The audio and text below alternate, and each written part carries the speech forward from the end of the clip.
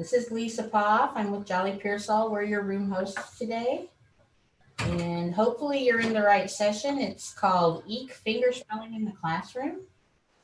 We are recording the session. It'll be shared with PASS's YouTube channel later on. We do ask that you keep your video and your audio turned off during the session. If you have questions, put them in the chat room and we'll make sure that our presenter gets them at the end of the session. In order to earn credits today, you will need a beginning code for this session. The beginning code is practice. Okay, I will put it in our chat box so that everybody will be able to see it later in case you missed it or forgot it. And I think, Rebecca, you're here, right? I can turn it over to you. Hi. Yes, are we ready? We are ready. You go right ahead. Beautiful. Good afternoon, everyone. What a lovely group of people. Gosh, I wish we could kind of just chuck this whole fingerspelling thing out the window and just chat and catch up. Because so many faces I haven't seen, or I guess we haven't seen of each other for a long time. Regardless, we are here to talk about fingerspelling, and not only fingerspelling, but fingerspelling, right? My name is Rebecca Bahan, and I go by Beck. I'm the Director of ASL Services and Education for Luda Language Services. I am a nationally certified interpreter, and I have been working as an interpreter for almost 25 years. Many of those years I spent in the classroom interpreting. And the last couple of years in my position at Luna, I have been spending a lot of time working with educational interpreters and school systems and folks at the Center for Deaf and Hard of Hearing Education, in an effort to try to garner support and to advocate for better resources for educational interpreters. So that's the reason I'm here today. I'm going to go ahead and start sharing my screen. And I'm going to rely pretty heavily on what's happening in the chat box today. We're a big group, and it's going to be really difficult for us to speak up. Although, if that's something that you prefer to do, just let me know. And I'm getting my Zoom here fixed. Okay. Can somebody just speak up and let me know? Do you guys see my PowerPoint? I see it just fine. How about you? Okay. All right. Okay, cool.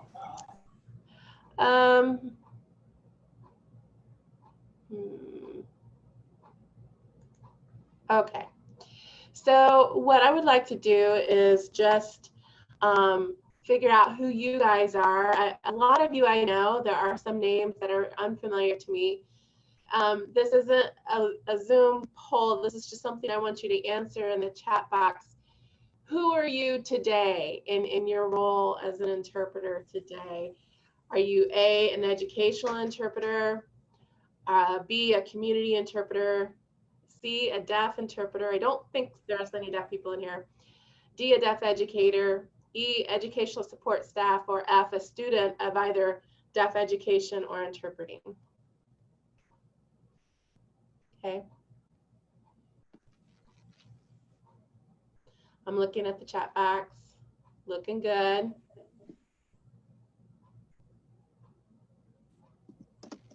Okay. So most everybody looks like our interpreters, either educational or community. Oh, we have a parent. Excellent. Okay, that's helpful for me as we talk about fingerspelling in the classroom and the perspectives that I'm about to give.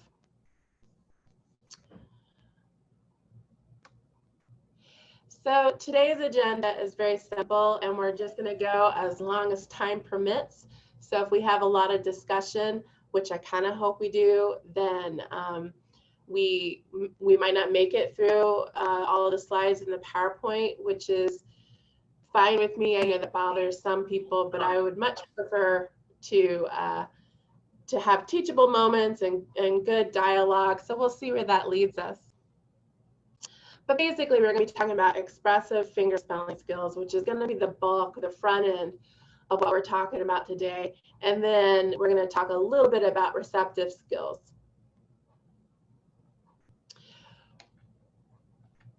So I wanted to take just a moment to review the role that fingerspelling has in an ASL use, and specifically in interpreting. You'll see the different, 6 different categories here. The neutral fingerspelling is just like it sounds. It's fingerspelling in our neutral space. That's for anything that basically isn't, that there isn't a sign for initially, proper nouns, names, things that we have a hard time expressing using one sign. We might opt to fingerspell in that neutral zone. Of course, there are lexicalized signs like job and bank, and we're going to talk about those in a little bit. We have abbreviations that incorporate fingerspelling, apartment, sometimes department, things like that. There are 2-word compounds, and I have here like landlord, that is 2 English words that we have just kind of abbreviated into fingerspelling. Landlord, case conference, or sometimes see case conference. I'm sure you guys could come up with examples of that as well.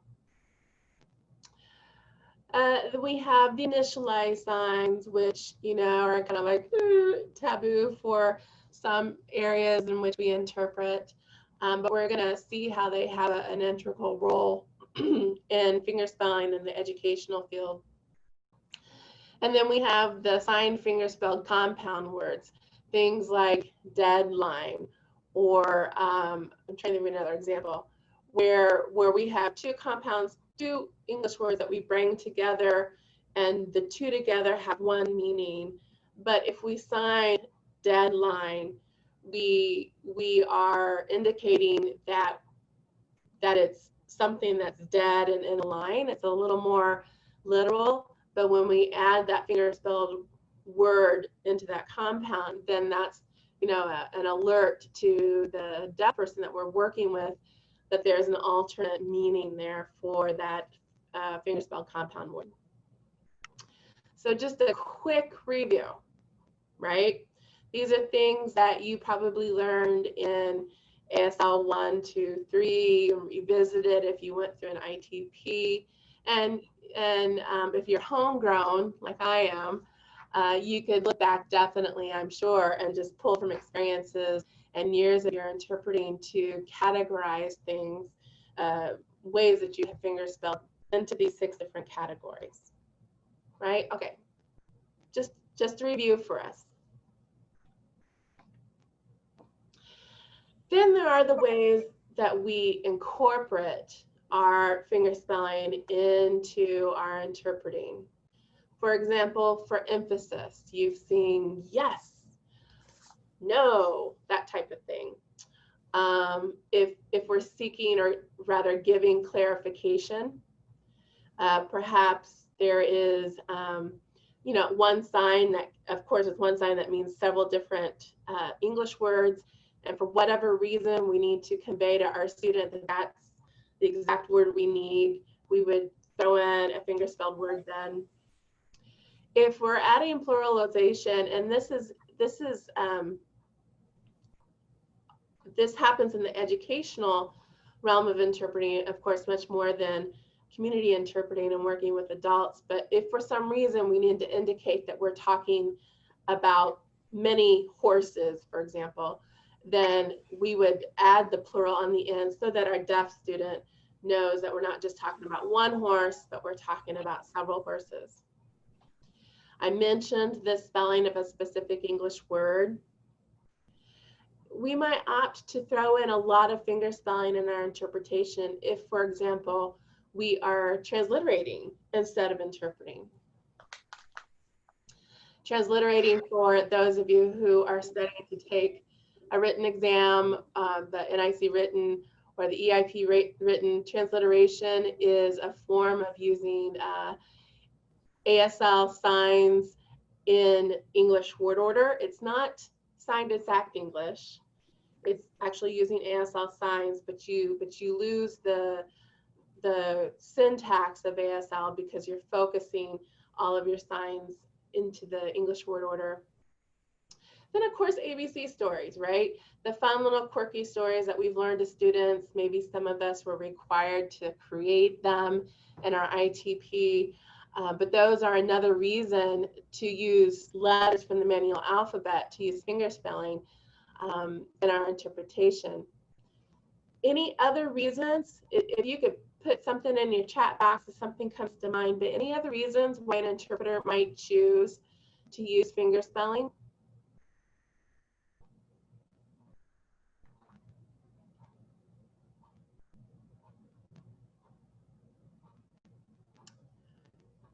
You think I caught them all?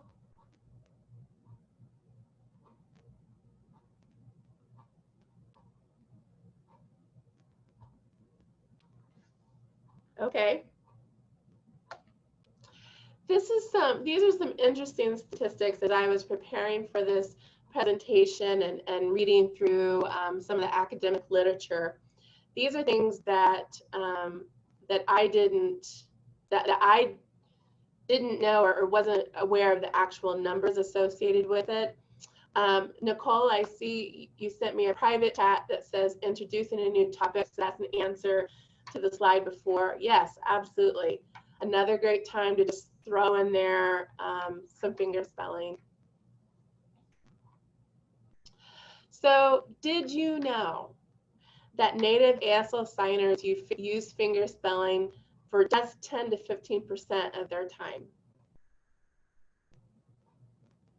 That being said, deaf teachers use over 50% of their time signing fingerspelling. Interesting. So in just everyday discourse, the amount of time that a deaf individual might throw in a fingerspelled word is 10 to 15%.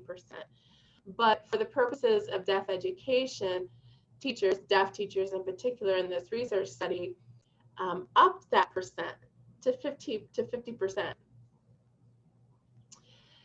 L2 users of ASL, which would be me and a lot of you, if learning ASL is your second language, this third bullet is about us. L2 users of ASL almost exclusively use fingerspelling for just that neutral fingerspelling. So I'm going to back up for just a second. So again, these are the roles that fingerspelling can play in ASL production, and the research is showing that second language learner interpreters only use that first one, that neutral fingerspelling. These other ways of using fingerspelling is not nearly as common in our interpreting production. I thought that was really interesting.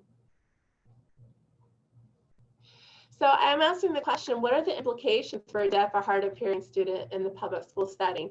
Given these statistics that deaf teachers will intentionally incorporate more fingerspelling in their teaching, but L2 users, the interpreters who didn't grow up in the deaf community, for example, are really only the most comfortable with 1 out of 6 ways to incorporate ASL.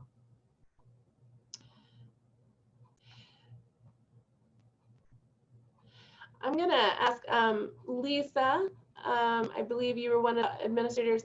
Is the chat box open for everybody to see? Because I'm getting a lot of chats privately, and I want to make sure that everybody can see. Rebecca, it was set to default to private, but if you want it open, I can open it up. That would be awesome. I'm sorry, I didn't think to ask that at the beginning. Thank you. So some of the implications I see here, well, Monica says there are huge implications from language skills to literacy skills. Great, yes, absolutely. There are a lot of implications. Can you think of something a little more specific, or does anybody else have some ideas of this idea that deaf teachers find fingerspelling a very important component in their education, that interpreters who are in the school setting that are L2 users don't incorporate as much fingerspelling?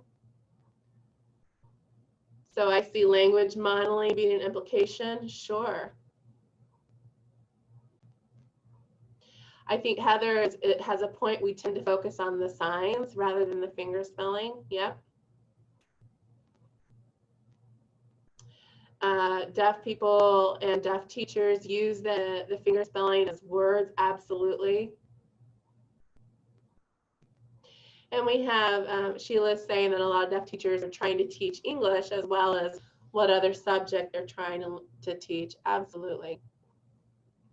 So yeah, so the implications of this even these small, or not small, but this little snippet of research in terms of how much fingerspelling is incorporated in the classroom for, you know, maximizing the education process, I thought they were huge, and they really, really stuck out to me.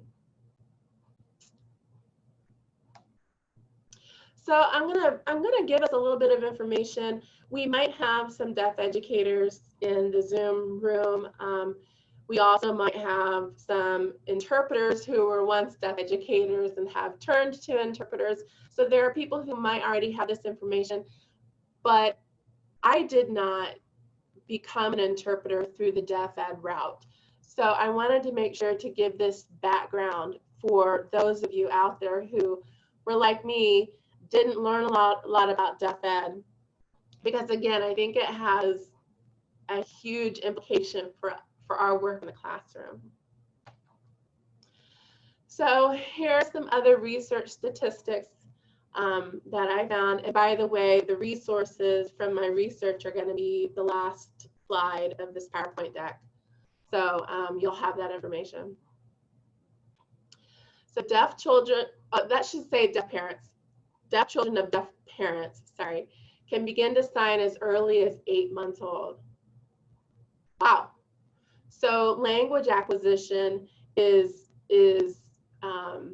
earlier than I think many people even consider. Fingerspelling can start as early as 13 months. Imagine. And this next point speaks to, like, one of the comments in the chat.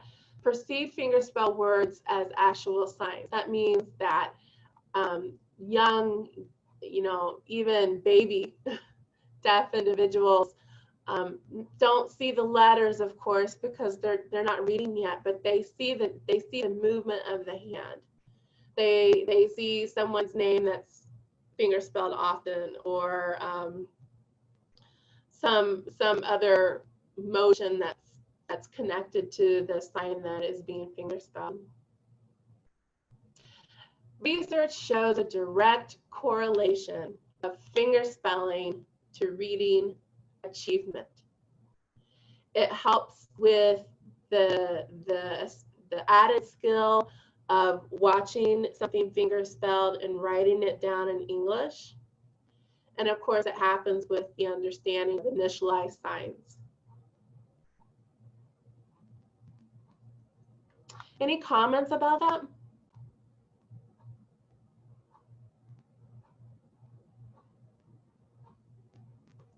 Bill, I see your comment about if interpreters don't fingerspell, how can kids learn? Yes, absolutely. That's the whole point.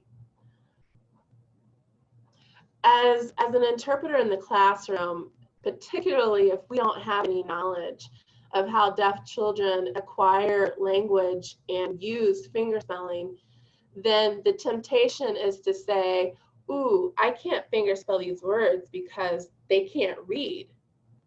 And so I need to make up a sign, or I need to sign my way around that concept without presenting the word being fingerspelled. And all of this research is saying, no, fingerspell, do it from an early age. Do not shy away from it, because it's a very important component of ASL acquisition, which then helps with the English acquisition. I'm looking at the chat. Yes, that is true, Heather. I've seen that before, that the language acquisition is done at an earlier age with deaf children of deaf parents. I found this chart again in the research that I was looking at, which I thought was really fascinating.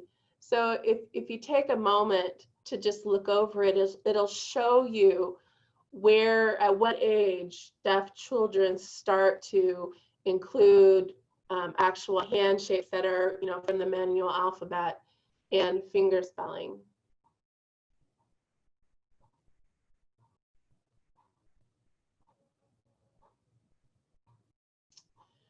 Is there anything here that's surprising to you guys?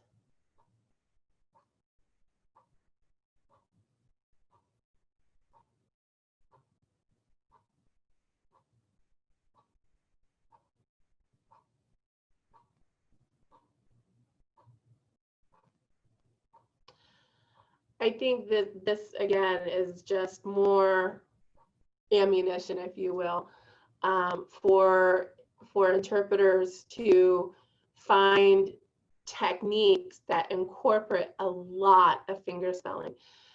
We're not just doing that for vocabulary's sake, but also to be that model, because whether it's, correct or politically correct to say or not, if you're working with a student in the school system and you work with that student every day, all day, you are the language model. And so if you are an L2 learner of ASL, remember a couple of slides back, that was where the L2 interpreters tend to not use all of the ways to incorporate finger spelling. Imagine how that is now going to impact the child that you're working with, because of your background, and because you're an L2 learner, you're an L2 learner language model for that student, and they're not going to see all the different ways that finger spelling can be incorporated into the language and into our interpreting. Arden says acquisition comes early. Yes, that's the point. And Sheila's asking, does knowing the hand shape actually translate into knowing English letters? So it can. So if you can imagine, we have the Roman alphabet, right, which is what we use to write English. And then we have like, the capital letter A, and then we have the hand A, and then we have the written A if the student writes it, or they see like on a word wall or something. The student has to connect that this is A, but it's also just a symbol for A. It's not really A. So children will start to make those connections as they develop their ability to learn patterns and to draw associations. Monica says, we wait so long in education. I know, right? That's the point. I know I did. When I worked as an educational interpreter, I shied away from finger spelling with preschoolers because I was like, what's the point? They don't know how to spell anyway. But I was doing them such a huge disservice by not teaching them the proper uses and the proper times to incorporate finger spelling. My mind was blown.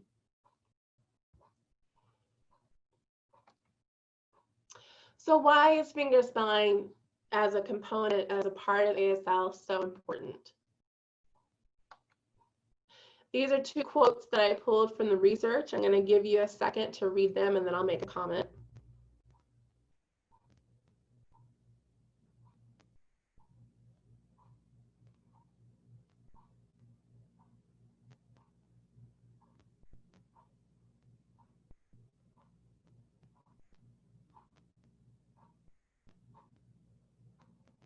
Wow. Even prior to the acquisition of word recognition and print. You guys, we need to be fingerspelling much more than we are. And all of this research is linking fingerspelling to the development of the English language.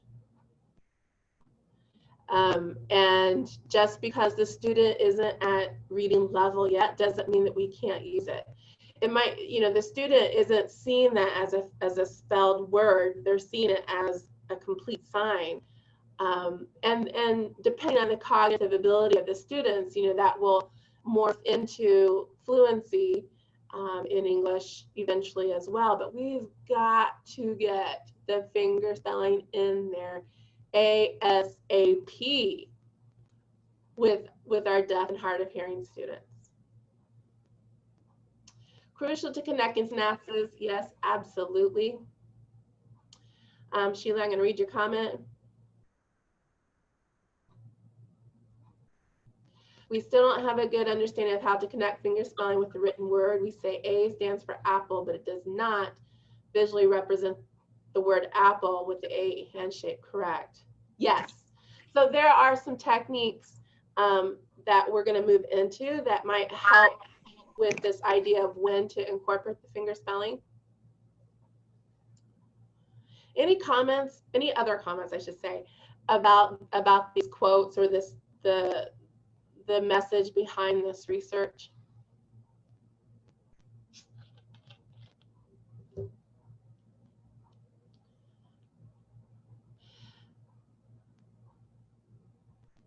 So Donna's asking, how can a teacher of the deaf help a young child identify two words that have the same sound? Example, 2 and 2.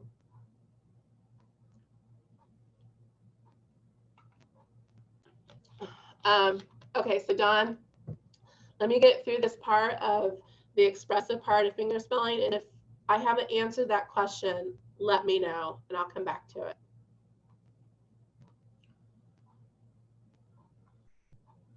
Okay. Yep, Sheila, I see that. Okay. Can you guys just shout out in the chat box if this information was new to you, this idea to start fingerspelling right away? Just give me a quick yes or no. Okay. Great. Okay. Okay.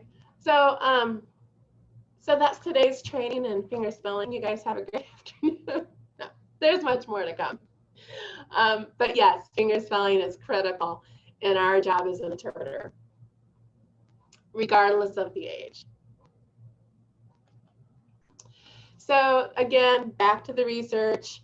Fingerspelling is proven to positively impact these three areas of reading, ability, and comprehension. It helps us develop vocabulary. It helps the child, deaf student develop vocabulary. It helps in that connection to the English words, which then helps with overall literacy. So for those of you who have been an educational interpreter, you know, for a long time, decades even, and you've seen the deaf and hard of hearing students struggle with their English, struggle with the acquisition and the fluency of their English, think back, if you can, if it's possible, at how you incorporated fingerspelling into your interpretation. Not that it's your fault, that's not what I'm getting at. I'm just trying to help you draw a connection between this idea of putting a message out there in ASL or some form of signed language, because we know that not every deaf student uses ASL, but we focus, someone said it earlier in the chat, we focus on the signs so much, and because many of us, as you just said, weren't aware that fingerspelling was an option. And I know, again, that those choices that I made as an educational interpreter absolutely impacted the literacy level of the students that I worked with.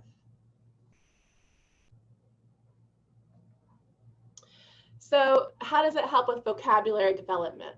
Well, it helps with the reception of words. The students will see a finger spelled, they'll see it in print, and then they might also write it, which is the expressive words. They might write it or finger spell it back. The growth of vocabulary is strongly associated with reading achievement. This is again from the research, and it does predict overall reading proficiency. So that means that if we go back to this idea of not finger spelling so much, then we're not putting all of the tools on the table for the deaf or hard of hearing student. We are not giving them all of the information that we could, and that affects their literacy. This slide talks about the recognition of finger spelling to English words.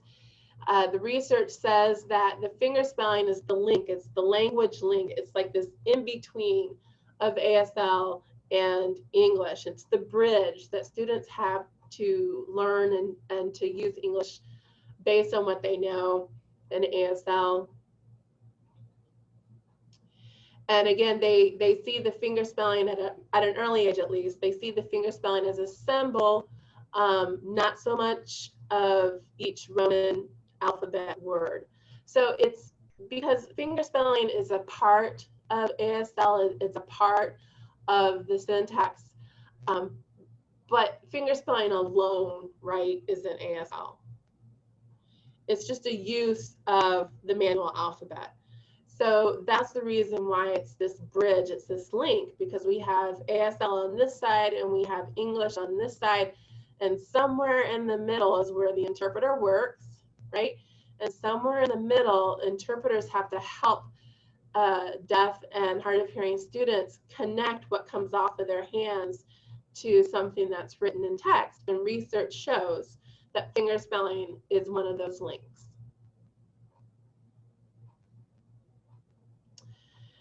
Sheila, how can we include the finger spelling in ASL? The first slide. Children have neither ASL or English. Students need to learn one language. So Sheila, that your question in the chat seems to be the answer would be yes, and that is the preface of this bilingual, bicultural educational philosophy, the bye-bye philosophy, is that we need to teach deaf and hard of hearing students ASL, and then using that ASL as tools to teach them another language, to teach them English. So a lot of that develops at the same time, but that students will be more successful in education if they have the foundation of one language in order to build upon to acquire the second language. I'm going to get to a few examples of techniques that we can use as interpreters to include more, can you imagine? To include more finger spelling. Oh, who'd have thought? All this time we spent the majority of our interpreter life avoiding finger spelling. And now I'm saying, don't avoid it, include it. So we'll see in a few slides more about that.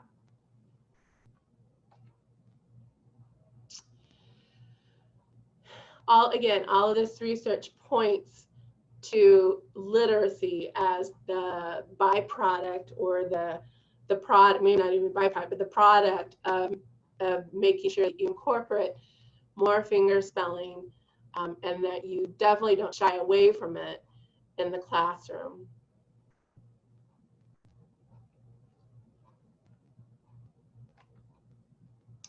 So what's the point of all of this? Finger spell your butt off. Do it. Include it in what you're doing. We are language models. Hopefully we're not the only language models, but we are language models. And if our natural propensity is as a second language learner to only use it in only use finger spelling in one capacity or one strategy, then we aren't doing everything that we can for this student. And we need to develop more ways to include it, to embed it into our interpreting so that we give these deaf students and hard of hearing students a fighting chance when it comes to fully acquiring their English skills. All right, any comments or questions up to this point?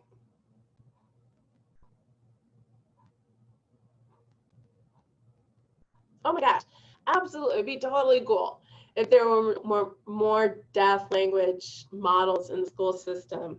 Yes, there's definitely a place for that to be happening, and it does happen. I have some good friends who are CDIs in Colorado, and their everyday job is going into public schools and working with the deaf and hard of hearing students there in the public schools. Any other questions or comments or vision statements as Arden put in here? It would totally be amazing. And you know who else needs deaf role models? That would be us. And I'm not going to preach on that because that's something, of course, we have been taught and told through our upbringing as interpreters. But for those of us who have been in the field for, you know, a while, we not only need to still have deaf language role models, but we also need to be intentional. Like, it's not enough to just sit and say, oh, I have a deaf language model, you know, I'm a friend, and we'll sit and we'll chat and we'll talk about old times and all of that. Is we have to have intentional conversations where we're asking, why did you do that? And I just saw that you used the sign that way. I didn't know that could happen. And we need to learn still as much as we can. The good news, Sheila, you said need deaf role models in our area. You know what's good about that? COVID. Does COVID have a silver lining?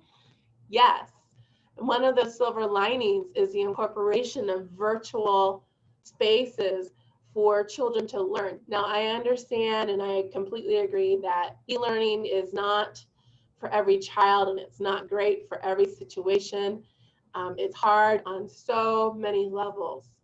Also, though, the flip side of that is, you know, a school could very easily bring in, let's say you're working with a high school student who has a resource period. How cool would it be to have the school pay for a deaf mentor, language mentor, to come in during that resource period and work with that kid 2 times a week? I mean, that's cool, right? And so that's a really great example of a way that we can leverage this virtual environment to and you know, give those tips to the people who make decisions about money, so that the students can get much more exposure. Because you're right, Sheila, in your neck of the woods in particular, there just aren't, you know,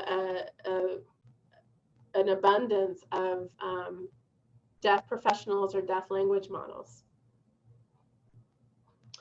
Shent says, I notice a lot of the hearing children picking up the language and manual alphabet. Sometimes the teacher corrects them and tells them that's on. Ooh. There's so much learning happening in kindergarten. Yes, absolutely. I was speaking to a group of special education administrators last week, and I was telling them about this idea that the interpreter isn't just there for the deaf student. I mean, I know in an educational setting, the money follows the deaf student and special ed student based on IEP, goals and recommendations and all of that. But if when you're working with the teachers, the general ed teachers, if you could somehow have this conversation where, look, I'm not this child's interpreter. I'm an interpreter here for everybody. I'm here for you guys too. And that, first of all, takes some of the stigma off of the deaf or hard of hearing student when, you know, when the interpreter is with them all day. But it also opens up this idea, like you mentioned, Shent, in that ASL is for everybody. And the use of the interpreter is not just for the deaf student. Excellent. The interpreter definitely needs to have a conversation, yes, staff, about the role. It makes everybody more at ease. It sets the tone. It kind of gives you permission to continue to follow up with the instructor as the school goes on. And I understand that time is somewhat limited in a situation where you might be going into substitute in a classroom.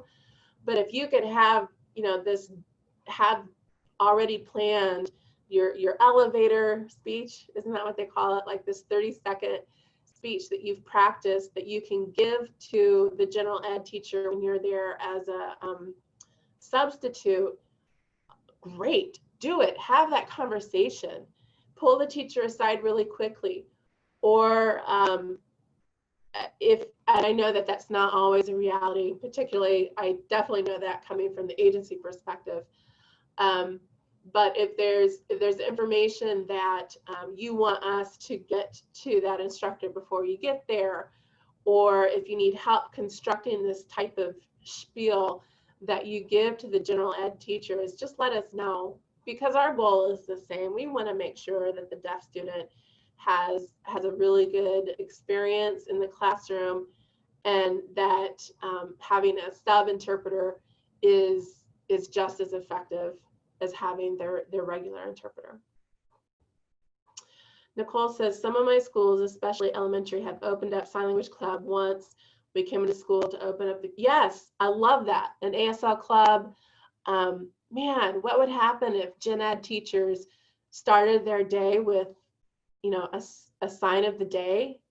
And when I say that, I know it sounds a little, when I see it in my head, I kind of see like kindergartners, crisscross applesauce in a circle around the room, and okay, everybody, this is your sign of the day. But it could be incorporated in any setting with any age student, all the way up to college, even as a way to start the class and to highlight the deaf student for positive reasons. And then the teacher could use that sign through their lecture or through their explanation. And it's just yet another way to emphasize the language and the learning, and to bring the students together in that classroom. We have a lot of work to do, you guys. Teresa says, I've done that several times in kindergarten, first grade. So awesome when the teacher's on, oh, I know. And it might be just, the teacher who's like, oh, that's just one more thing to think about. True. If you are there as a regular interpreter, though, it's an opportunity for you to say, you know what, I don't mind starting the class out like this. Like, just let me do it. I'd love to do it. And then you show the sign, you ask, depending on the capabilities of the deaf student, you ask their input. Maybe they're the model that shows the students, whatever it is, but it becomes a collaborative effort that everybody buys into it. Great, Sheila. So Sheila's already doing sign of the day. Yep. Okay. Let's move on.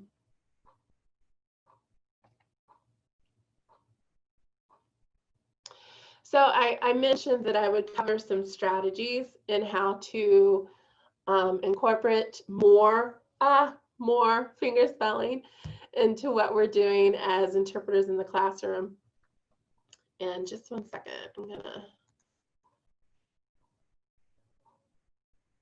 I'm just checking my time. Okay, 2:45. Sorry about that. Okay. So here we go. So there are a couple of strategies. Again, this all comes from research, linguistic research, and those sources are provided or they're cited at the end of this PowerPoint.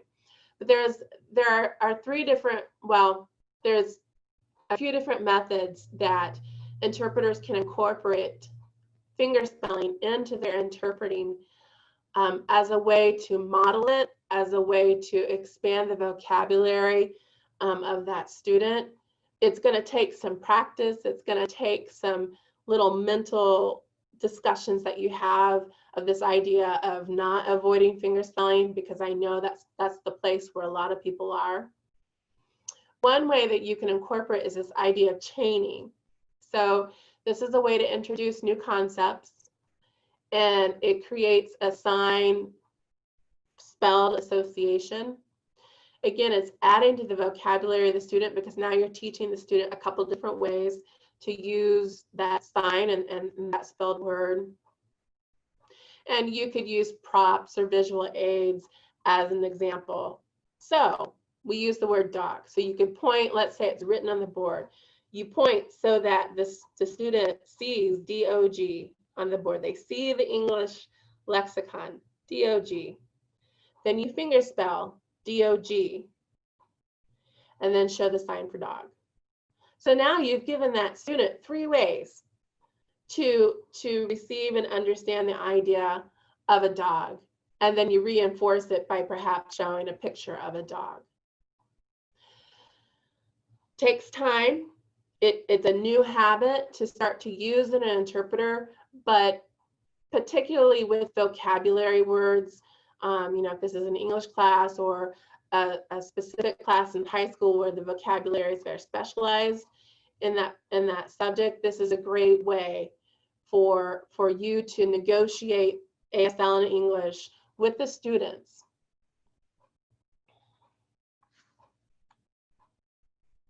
So that's chaining. So you're building a chain from the text, the written text, to what it looks like in the manual alphabet, to what the sign is, and then to a picture or some other visual aid that you might have. So you're building this chain of comprehension.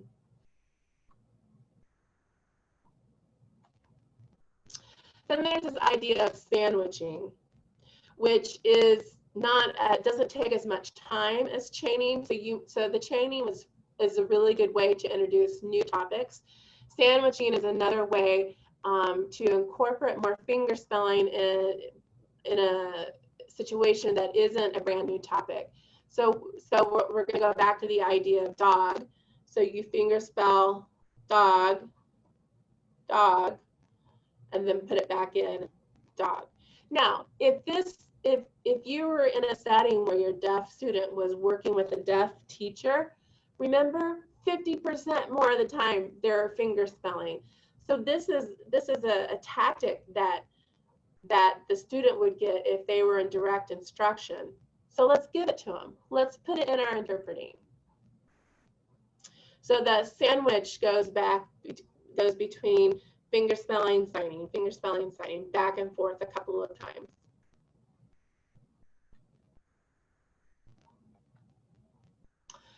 And then we could bring in lexicalized fingerspelling or loan signs for some of us who have been around for a while.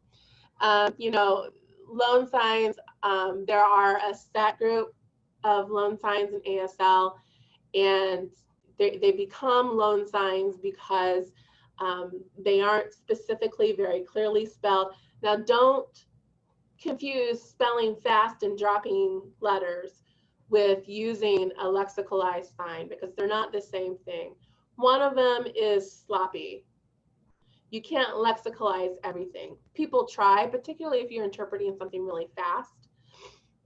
But actually, it's the body of ASL, the body and the study of ASL that tells us what words can be lexicalized. And as time goes and technology grows and things like that, we know that we will be adding more words to our quiver, if you will, that are lexicalized. One of them is Trump. You see President Trump is lexicalized. You don't see people spelling it out. It's this formation of T, and then the hand comes back, and then it comes down in a P.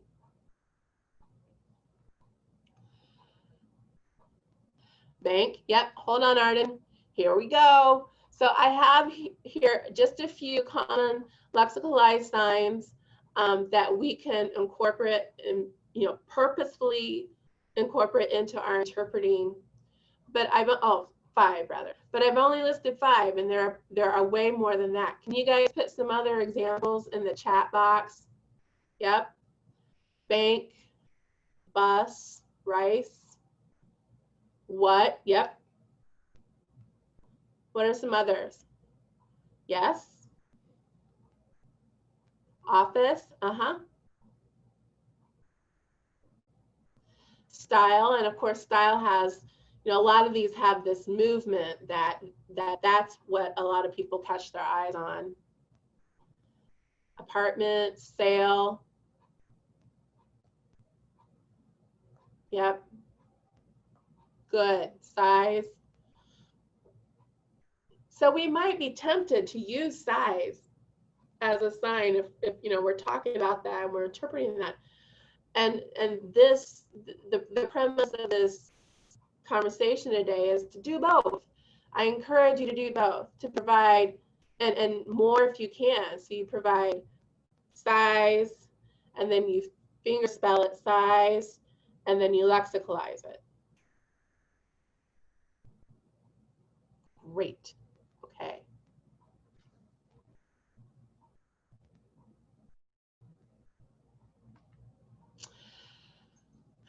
Mouthing the word while we finger spelling is also another important technique.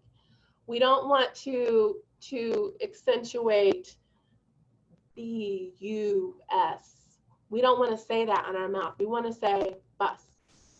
This is yet one more tool, one more signpost we're giving that deaf student that there are associations of what's coming off my hand to the English language. So there's a question out there for interpreters. I know, right? There's a question is, you know, do interpreters do we spell the word and then say it, or do we say it while we finger spell it? What do you guys think? What's your, there's not a right or wrong. What's your preference?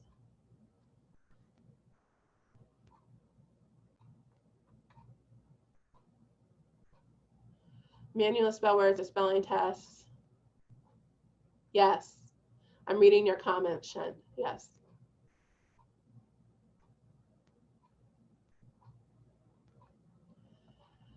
So some people say the word while we spell it. Others might choose, so they spell it and then say it. I have to say, for me, it depends a lot on the length of the word. You know, if I'm having to spell something super long, then I don't want to take that amount of time to, you know, to slowly mouth the words. But you have a choice, and it, you know, your choices are going to vary. We're going to talk about this in a second, but your choices are going to vary based on the goal of the instructor. So if this is, let's say it's a speech session, and you're an interpreter in that speech session, and it's really important for the speech pathologist to teach the child that they say bus for English. So that would be a great time to show whatever your sign. There's, you know, a lot of signs for bus. To show bus, bus, bus, finger spell bus, and then show it on the mouth, because it's the point, it's the goal of that session for the child to learn that there is an association of all of those to the way that it's pronounced on the mouth. Okay. And then this idea of back channeling. Can someone put a quick definition of back channeling in the chat group? When we talk about back channeling, when we interpret, what are we doing?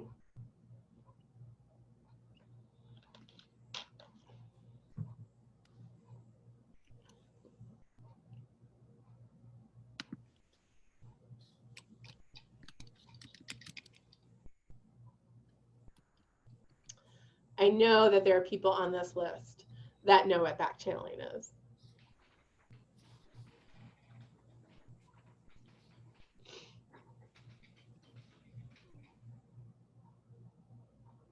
You guys are all like, I'm not going to be that one. I'm not going to be that one that puts it out there.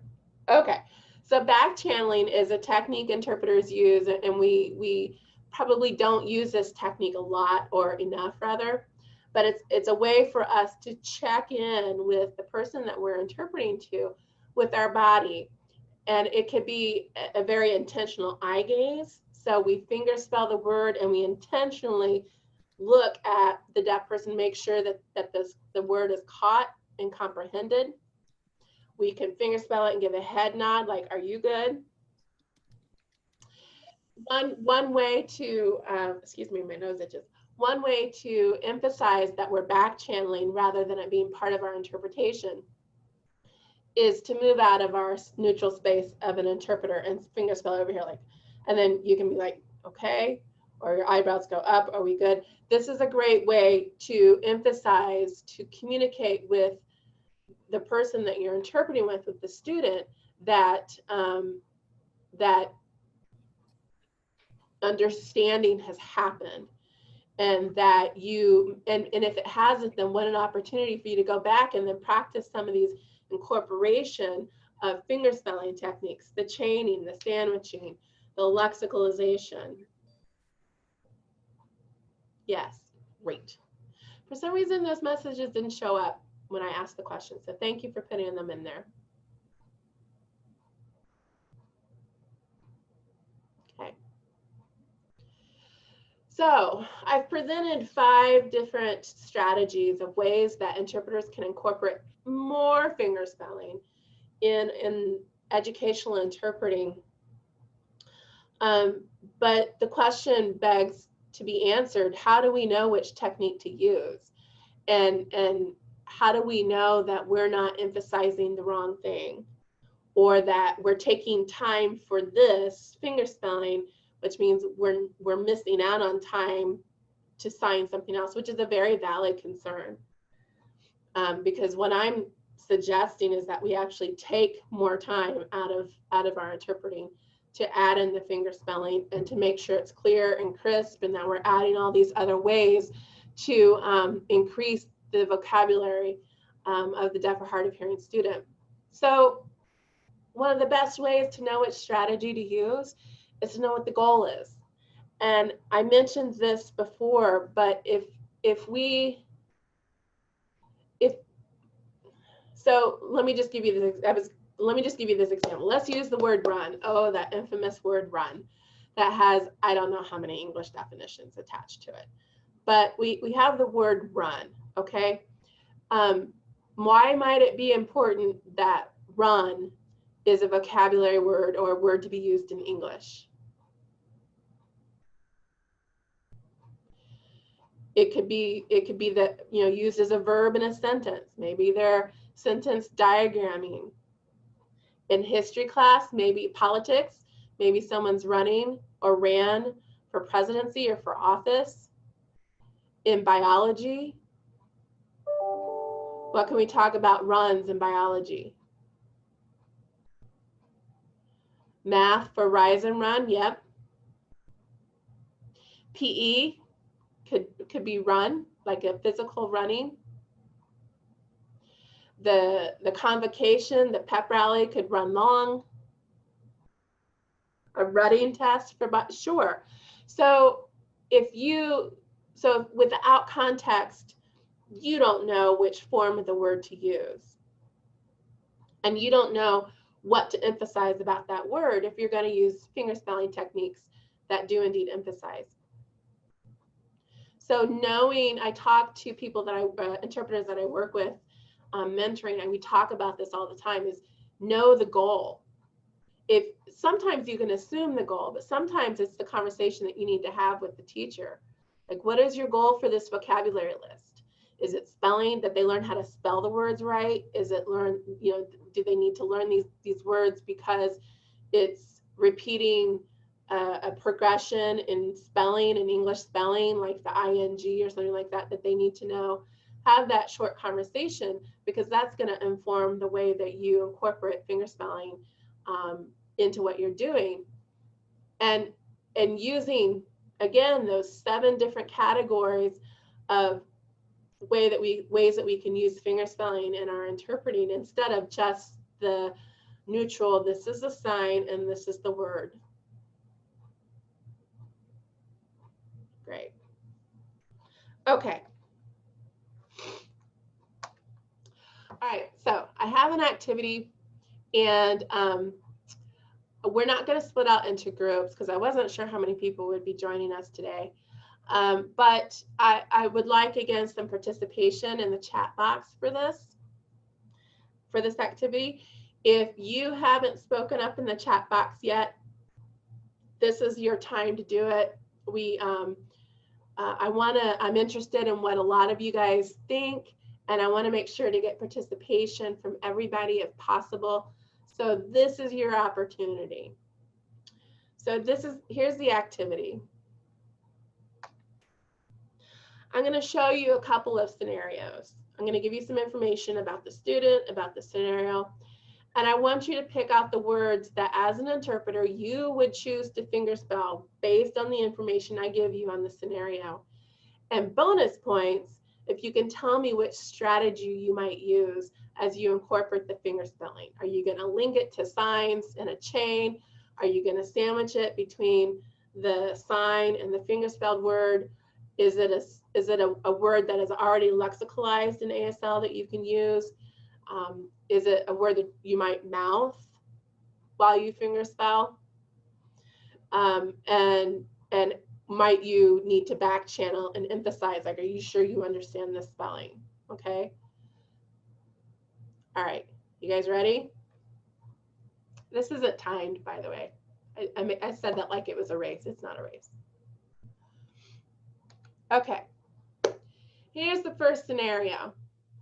And I'm going to read it to you guys, even though I'm not a huge proponent of people reading right off of PowerPoint slides. But I'm going to read it for you because I want you to practice signing it yourself so that you can tell me which words your instinct said fingerspell, and how or why you did it. So the situation is a 7th grade Common Core student, uses ASL, but struggles a bit with English. And this person is very social. And what you're about to hear are some afternoon announcements that come over the loudspeaker. You guys ready? I can't see you, but I'm expecting you guys to practice. Okay. Here's the announcement. Tomorrow there will be a special convocation for the Indianapolis Artistic Dance Troupe. Everyone needs to meet in the gym during 5th period. Mrs. Thompson's 8th grade homeroom students will be needed to pass out programs. Mrs. Thompson, please have your homeroom students at the Anderson Auditorium 10 minutes early for instructions. Don't forget to have your spirit wear on so we can show the IADT some of your tiger pride.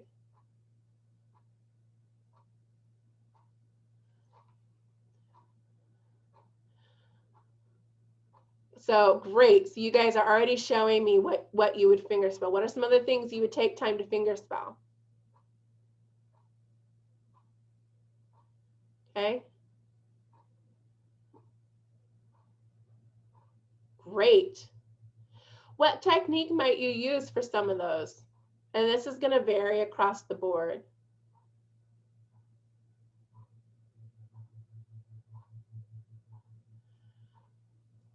Is it super, you're working with a 7th grader, so is it super important that you spend time emphasizing Mrs. Thompson's class? Probably not.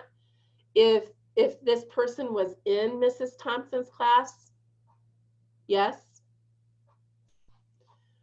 So Kathy, hi Kathy.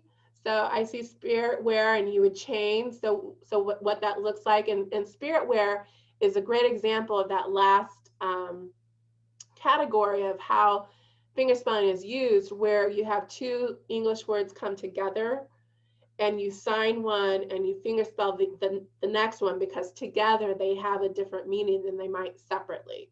So you might sign spirit wear and then point to your shirt, or however you might show them, and then fingerspell spirit wear because they're going to see that a lot, right? Okay, Great. Thank you for adding the technique that you would use. Sure, emphasize the name of the instructor because a lot of people don't know the real names. Yeah, absolutely. So, hi, Zach. So the IADT, then sign the whole name, and then IADT. Yep, so that's that sandwiching technique. Great, yes. Okay, let's do another one. You guys ready? Is there a reason to sign early lexicalized versus the sign for early? Yes, and well, yes and no. Go back to the context, go back to the goal. If you're in a class where you're talking about a timeline, then or stages of development, then early stages, they might see that text and you're going to have to connect that to signing. So it might not be early, depending on where you're from. But you might want to chain it so that the student understands that EARLY is the same as early is the same as early. But if it's, I need you to come early tomorrow before class, you don't need to go through that entire process. So go back to the goal. Okay. All right, you guys ready to try another one? They get harder. Okay. Teaching colors. 5-year-old who has a cochlear implant. This 5-year-old has learned to sign to exact English. And here's the clip. Today, boys and girls, we will be learning some new colors. We already learned red, blue, yellow, green, orange, and purple. Today, we're going to be learning pink, gray, violet, light blue, and dark green. We'll go over these colors every day until Tuesday, October 31st, which is Halloween. Good. So you would fingerspell the colors and sandwich them between a sign and a color. Great.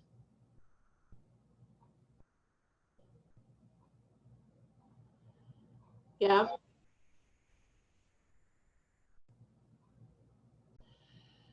So, yep. Arden, you said chaining. What would you chain?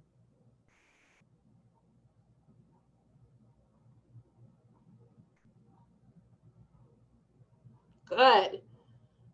Okay. Chain with Halloween, sure.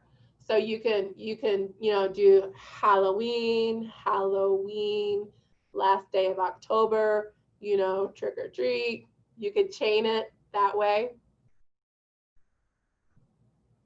How would you chain it correctly? Yep, spell the words. What's the likelihood at this age group that the kids are going to see these words spelled out on a wall somewhere or in a book? Pretty high. So, right, very likely. So that tells us the context, that tells us that this is information that we need to help the deaf or hard of hearing student connect to the English text. Yep. Yes, Megan, that's true. This idea of finger spelling and getting it all in and making sure it's clear, it takes time, absolutely. And where to find your time when you're interpreting is a whole other training, but that feeds into how efficiently you're using your ASL. That feeds into your process time. It feeds into visual aids that you might use in the classroom. But yes, definitely, this is going to take some more time. Yep. Okay, I have 4 of these scenarios. So this is looking at the time. Okay, so this is number 3. All right. 11th grader, ASL user, deaf plus, highly functional, but deaf plus. And this is the football coach. Okay, Davis, I want you to pass the ball to Richie over there. And then Richie's going to run the ball to Scooter. Scooter, you're going to hold on to that ball no matter what happens. Even if Biff tries to sack you, do not let go of that ball. Come on, get your butts in gear. What's the goal?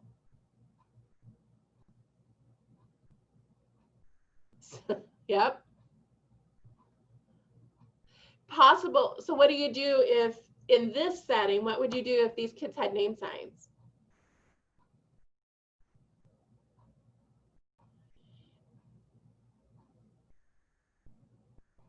Yes, in this case, personally, and there's a lot of ways to do this, but I would personally just use the name signs. Unless this was the first time the team met and there were a bunch of introductions you need, or some other reason why the deaf student who is deaf plus, so there's already something gumming up the works, if you will. You don't want to present too much information. Also, this is a very physical activity. So ask yourself, is it important for the deaf student to see the name sign and the spelled name? It might be. I'm just looking at the chat box. Yep, chain by signing the names and pointing.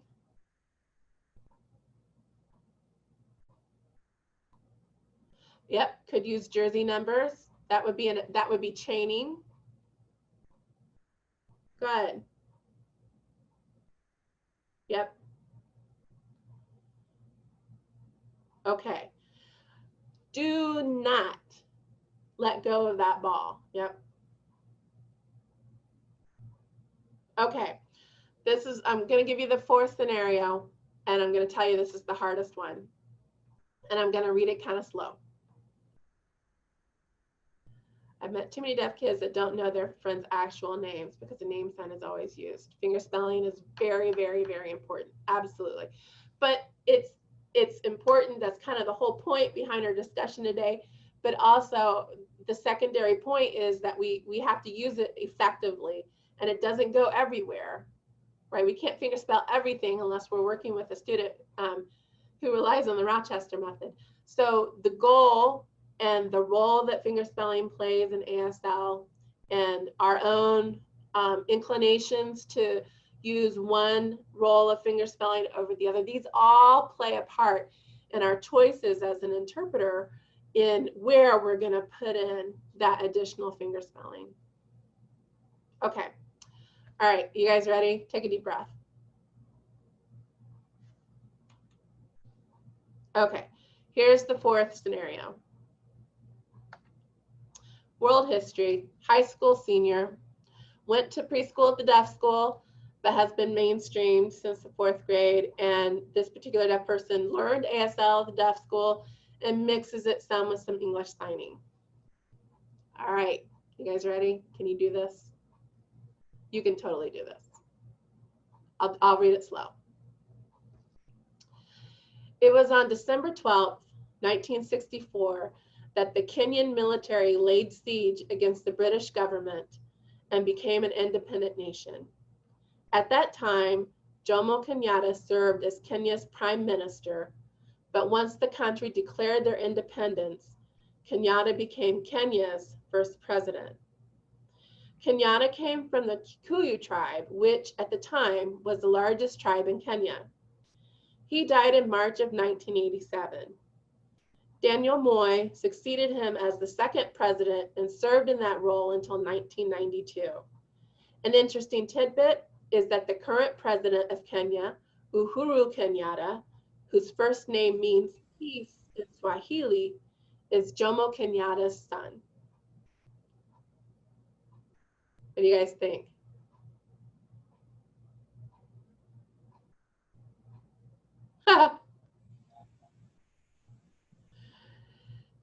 There's a lot to be fingerspelled.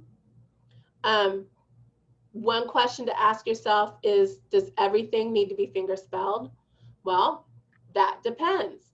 Is this a history class? Well, I said this is a history class. So the names are probably going to be really important. Is the name of the Kikuyu tribe going to be important? Probably not. Not in our setting. Monica, I don't know. I didn't have that much information to give you. Is the fact that there's a difference between a prime minister and a president gonna be important? It could be, but knowing the answer to that question will tell you how much time you need to spend on prime minister. Are the dates important? Maybe. If this, for example, if this was, for example, whatever, someone who was coming to speak at a convocation, that would probably change the amount of fingerspelling and the places where you put fingerspelling in your interpretation, right?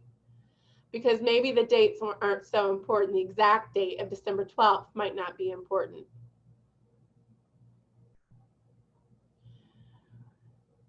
And somehow you've got to show that there are two Kenyatas, one's a father, one's a son.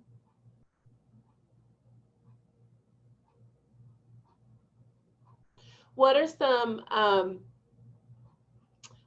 well, actually, let me answer my question was going to be, what are some techniques that you can use? One technique that I thought of is when you're talking about the difference between Jomo Kenyatta and Uhuru Kenyatta would be to mouth it, to spell it and mouth, you know, and put it on your mouth as an emphasis that they're, you know, two different people. Space would be a good way to take care of it. Absolutely.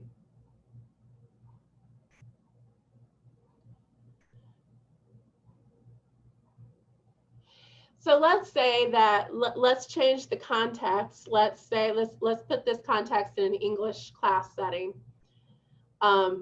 where it's let's say the English class is focusing on grammar and the use of commas and clauses.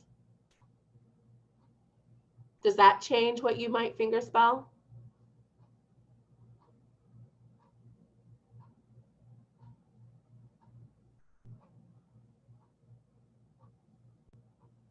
If this were an English class and not history, would you choose to fingerspell different things? The answer is yes. Thank you. So give me an example of something that you might gloss over, that you wouldn't fingerspell in an English class, but that you would then choose to spell. So something else that you would choose to spell.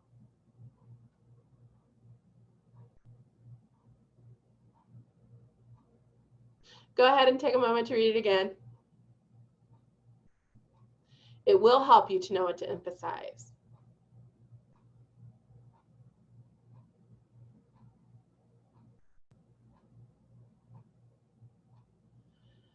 So Uhuru, you would choose to fingerspell it in English, but not in history.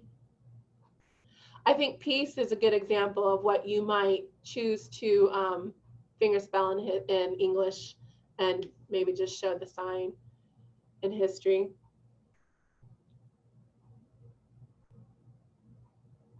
It absolutely, oh, good, Angel, you're right. It depends on the English teacher's goal.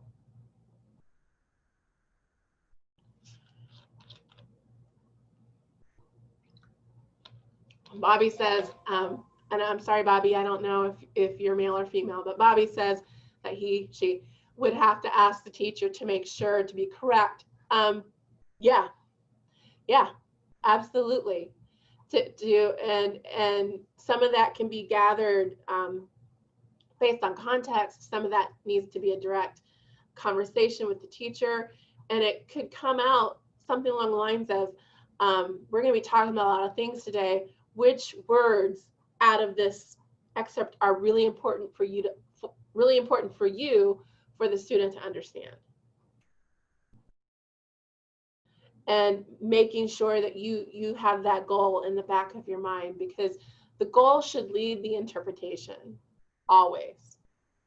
And in our context today, the goal leads the choices of what to fingerspell, how to fingerspell it, and where to incorporate into our use of ASL. Yep, like the vocab words in EIPA, yep.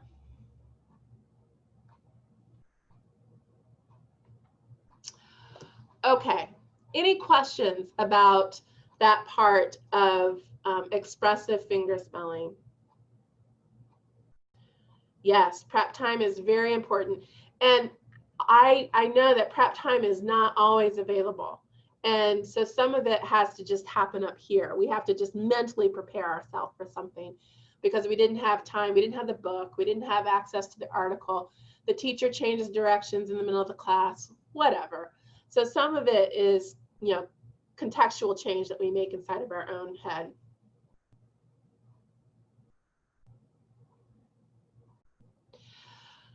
Okay, so sad news.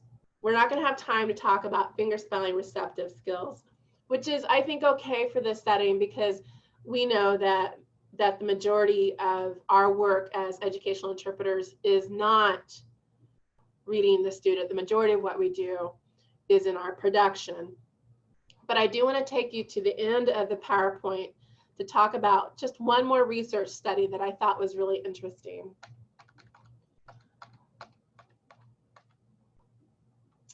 Okay, so I came across this research study of fingerspelling in New Zealand Sign Language. And these are some of the premises that the research showed. The hypothesis was what impacts the use of fingerspelling in deaf adults. And in this context, it's New Zealand deaf adults because that's where the research happened. So what impacts a user's choice to fingerspell? And this research specifically wanted to know if age, region, gender, or ethnicity had an impact on the person's choice to fingerspell or not fingerspell. So look at some of these results. Ages 72 and older used almost no fingerspelling. Younger ages up to that point used a lot of lexicalized signs. I found that particularly interesting because I almost think it's reversed here in the United States. My experience working with older deaf people is that they spell a lot. In the region of New Zealand, which I don't know a lot about, they said that the Southerners used little fingerspelling, whereas in the central areas used a lot more. And they tied the region, they tied it to literacy and education and rural versus urban. So the people who lived in central New Zealand actually not only used New Zealand fingerspelling, but they incorporated a lot more ASL fingerspelling or the manual alphabet. And they think that's because that's the capital and a lot more interface with people from different backgrounds and technology and such. Monica says internationally fingerspelling is used less in general. That's a true statement if you're talking about the use of international sign language. So something like the World Federation of the Deaf or WASLI, which is the sign language interpreter equivalent. When you're using international sign language, you're right, fingerspelling is kept to a minimum. But when you're talking about the use of fingerspelling, in these different countries, in these different areas of the world, their use of fingerspelling isn't as prevalent as it is for us. So I thought the gender one was interesting. So females fingerspelled more than males. They used more ASL and this is more ASL than New Zealand Sign Language compared to males. And the research said that's the case because females were more likely to be open to new forms of communication, which I thought was really fascinating. And this last part, the ethnicity deals with the Maori, which in New Zealand. I had to look it up, but in Maori, the New Zealand individuals that came from, oh, I forget now. I want to say India, but anyway, it's their indigenous group in New Zealand. They were less likely to use fingerspelling, and they directly related this to literacy and to the lack of, or the less emphasis on education that happens among the Maori than the non-Maori. So I just thought that this was, I see your message. Thank you, Lisa. So again, this is just some of the research that's out there on fingerspelling. If you are interested in academic research, you have to go a little beyond Google for that. But there are ways that Google Scholar, there are other ways to do it. But I wondered what the implications were of the study, or how we can correlate what they found out in New Zealand based on gender, based on ethnicity, based on region, and how that informs our decisions as interpreters, particularly if we have moved from one region of the United States to another, if we have a different gender than that of the student that we're working with, if our work takes us across the community, like in VRS and things like that, we're going to see if the information in this study can be extrapolated to the United States, then there are other reasons why fingerspelling choices are made. So that really was a little bit of an offshoot of the conversation today, but I thought it was worth mentioning. It's a really cool study.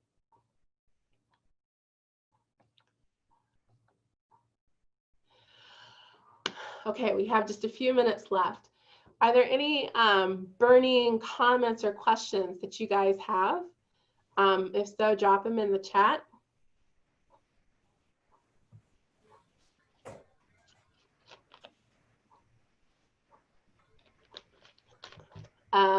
Yeah, I don't know how, well, here, let me show you this. So there's my email address. So if you guys wanted a copy of the PowerPoint, just send me an email. Lisa, I'm not sure if the PowerPoints are going to go out to participants or not. Becky, I understood that you can get them through SCED. Okay. Not get a hold of Robin, and she should be able to help you. Okay, perfect.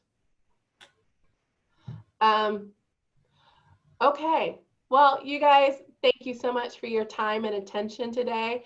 This is really cool information. I'm hoping that it will take you forward in your use of fingerspelling, and you're not going to be so timid about adding it in your production when you're working in an educational setting, because we need, those deaf and hard of hearing students need that fingerspelling. Not only do they need it, but we need to add it in. We need to do better at that. So you guys have a wonderful rest of your afternoon. Lisa, do you have any other final words? I do have just a couple. So thanks, Becky, and thank you all for spending your afternoon with us. Your ending code for this session is ASL, and your evaluation can be found in the SCED app, or I will put the link for it in the chat box in just a moment. I understand you have a 15-minute break, and then go back to that main meeting room that you were in this morning for a wrap up and prizes. I think there are prizes. All right, here's your link.